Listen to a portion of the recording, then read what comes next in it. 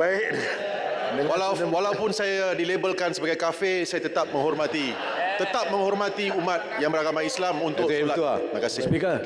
Betul itu lah. Memang kita bukan setakat hari ni, hari-hari lain pun kita nak sembahyang lah. Datuk Speaker, saya pun setuju besok. Saya tak perasan 18.57 itu dah dekat pukul 7. Ya, itulah. Saya setuju. Baik. Jadi saya nak tanya yang Berhormat Labuan ni, saya bagi option ni nak terus tapi tepat 7.15 saya tutup. Boleh? Boleh? Okay. Okey, silakan yang Berhormat. Bismillahirrahmanirrahim. Assalamualaikum warahmatullahi taala wabarakatuh. Terima kasih Datuk Yang Dipertua kerana memberikan saya ruang untuk turut serta membahaskan belanjawan 2024 pada sesi perbahasan belanjawan pada petang ini. Memandangkan masa yang diberi agak singkat, maka saya akan terus kepada topik perbahasan saya.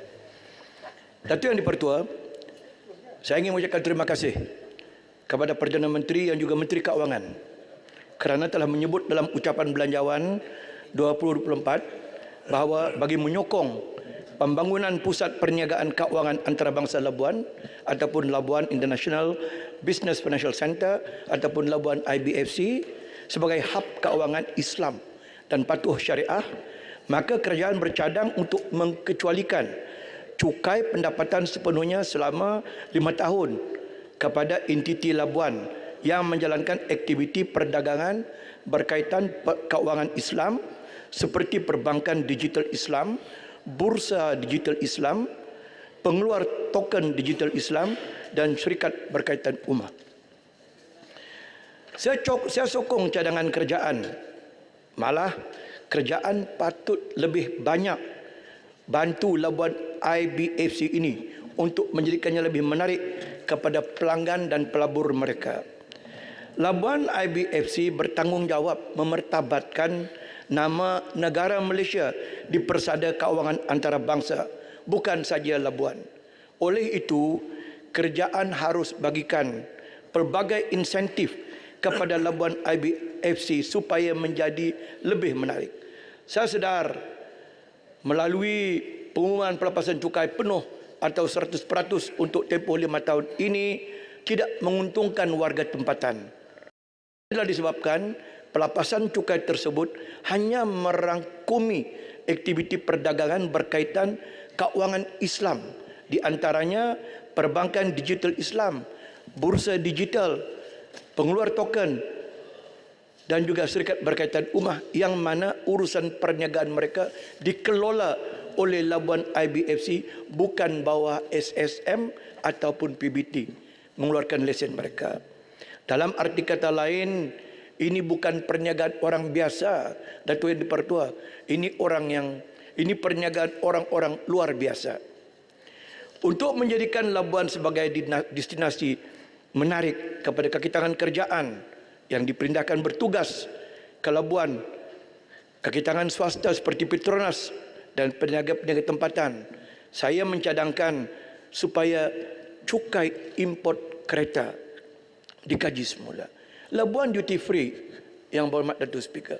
Tetapi bila mana Yang Berhormat Speaker membawa kereta keluar dan berhasrat membayar cukai setelah habis tempoh berkhidmat di Labuan, sama seperti Langkawi, cukai yang dikenakan walaupun kenderaan tersebut sudah baru umur 10 tahun, na'udzubillahi minaz-zalik, tak masuk akal. Saya bagi contoh, baru-baru ini saya hendak membayar cukai kereta saya yang baru umur 21 tahun. Masa beli harga 112,000. Pegawai custom punya kira, oh ini formula daripada Kementerian Keuangan, saya kena bayar 39,000. Nilai semasa kereta tak sampai pun 50,000. Jadi bagaimana Labuan hendak membangun kalau insentif tidak diberikan kepada Labuan? Kita mengharapkan IBFC ini melonjak, tetapi tidak ada bantuan yang diberikan oleh kerajaan. Saya bagi contoh, saya diminta untuk mengemukakan di antaranya ialah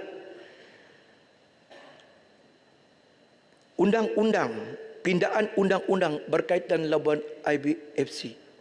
Agak lambat. Dan ini memperlahankan Labuan IBFC daripada melonjak seperti mana negara-negara yang lain. Jadi Datuk Yang Dipertua, saya mohon supaya jika kerajaan pusat serius untuk memajukan Labuan. Kerana kami sudah berumur 39 tahun sebagai wilayah persekutuan Labuan. Kalau Datuk Yang di-Pertua datang, saya akan jemput ke Labuan, tengok Datuk Yang di-Pertua memang kasihan melihat keadaan Labuan. Tidak setaraf dengan title wilayah persekutuan. Itu makanya dalam ucapan saya sebelum ini, saya pernah mencadangkan, jika sekiranya tidak berhasrat dan tidak berkemampuan lagi atau sudah habis fikir untuk memajukan Labuan, balikkan kami ke Sabah. InsyaAllah Sabah boleh majukan Labuan. Betul tak YB Tuaran? Datuk Yang di-Pertua, saya juga ingin mengucapkan terima kasihlah Perdana Menteri Yang Amat Tambun mengumumkan peruntukan 1.1 bilion untuk menyelesaikan masalah air. Bukan saja di Labuan, tetapi juga Sabah dan Kelantan. Soalan saya, daripada 1.1 bilion ini, berapa untuk Labuan? Kerana Datuk Yang di-Pertua, semasa lawatan ke bawah duli Yang Maha Mulia Tuanku Agong ke Labuan pada bulan Mac, ke bawah duli Tuanku ada mengemukakan permohonan 300 juta. Setelah melihat dengan sendiri bagaimana susahnya rakyat Labuan yang ditemu ramah oleh ke bawah duli Tuanku, membawa baldi berjalan beratus-ratus meter daripada rumah mereka ke tangki statik. Dan bila melihat keadaan tersebut bukan satu tempat, ke bawah duli Tuanku pusing satu Labuan dan hampir satu pulau mengalami masalah air pada ketika itu. Jadi bila saya tengok dan saya semak perbelanjaan yang dibentangkan pada 2023, ternyata 300 juta yang kononnya telah diluluskan tidak termasuk dalam apa yang diumumkan dalam 1.1 juta. Jika 202 juta itu dikatakan adalah peruntukan untuk Labuan, ini telah diluluskan di zaman Kerajaan Perkhidmatan Nasional lagi. Mantan Menteri pernah memaklumkan saya bahawa telah diluluskan sekitar 500 juta untuk Labuan pada ketika itu. Datuk Yang di-Pertua, saya juga ingin menyampaikan kepada kerajaan, semua perancangan baik Datuk Yang di-Pertua, semua, tidak kira kerajaan sekarang atau kerajaan sebelumnya, tetapi semuanya akan jadi gagal bila mana pelaksanaan tidak dipantau. Jika sekiranya kerana birokrasi agensi pelaksana dibiarkan. Saya maklumkan kepada Yang di-Pertua, kita sudah menjadi wilayah 39 tahun. Sepatutnya perkara ini tidak patut dibincangkan di Dewan Rakyat. Putrajaya yang baru dijadikan wilayah persekutuan, sahabat saya MP dia sekarang, jauh lebih ke depan. Tak timbul masalah paip bocor, air tak ada. Tapi Labuan yang diserahkan percuma oleh Kerajaan Negeri Sabah dilayan sedemikian rupa. Jadi saya mohon Datuk di-Pertua supaya Yang Amat Berhormat Tambun melihat masalah Labuan ini dengan serius. Saya juga tadi berhasrat untuk menyentuh soal bakalan elektrik yang memang kronik di Labuan. Tetapi oleh kerana sahabat saya daripada Tuaran yang juga pengurusi SSB telah menjelaskan, jadi saya rasa saya akan ubah sedikit. Cuma saya ingin bertanya kepada kerajaan ataupun kepada SSB, bilakah masalah elektrik ini boleh diselesaikan? Saya bersyukur bila mana Yang Berhormat Tuaran selaku Chairman SSB memaklumkan akan ada usaha untuk membangunkan 700 megawatt jana kuasa di Sabah. Alhamdulillah, jika ini dapat dilaksanakan, saya yakin masalah elektrik di Sabah dan juga Labuan mungkin diselesaikan. Soalannya, bila? Perlukah kami menunggu 5 tahun lagi? Perlukah kami menunggu 3 tahun lagi? Jadi ini nanti saya minta Menteri berkenaan menjawab Datuk Yang di-Pertua. Kerana inilah soalan harian bila saya balik kawasan yang ditanya. Load shedding ni jangan cakaplah Datuk Yang di-Pertua, untuk Labuan every week. Kerana kita bergantung kepada SSB di negeri Sabah. Jadi kalau sekiranya berlaku load shedding di Sabah, Labuan 100% terlibat. Datuk Yang Dipertua, saya juga tertarik tentang masalah jalan raya. Kerana Labuan dan Kota Kinabalu ataupun Sabah tidak dapat dipisahkan. Hampir sebahagian besar warga Labuan ada urusan setiap hari sepanjang tahun dengan mainland, tanah besar negeri Sabah. Soalannya sekarang ialah tentang Jalan Beaufort Kota Kinabalu yang sedang dalam pembinaan. Minta izin Yang Mulia. Saya berterima kasih kepada Yang Berhormat Menteri Kerjaya Sabah kerana memberi saya peluang turut serta dalam satu majlis taklimat. Kerana semasa lawatan ke bawah duli tuanku Yang Dipertua Agong juga melihat sendiri bagaimana teruknya jalan-jalan bukan saja di Sabah, mungkin juga di Sarawak. Tapi saya akan bercakap tentang yang di Sabah, terutamanya Beaufort dan Kota Kinabalu yang mana saya sendiri lalui setiap minggu untuk balik ke kawasan. Semasa taklimat hampir 3 jam, saya mendengar dengan jelas penjelasan daripada kontraktor dan juga pihak konsultan. Apa yang saya nampak? Kerjaan membuat sedikit kesilapan ataupun kesilapan besar.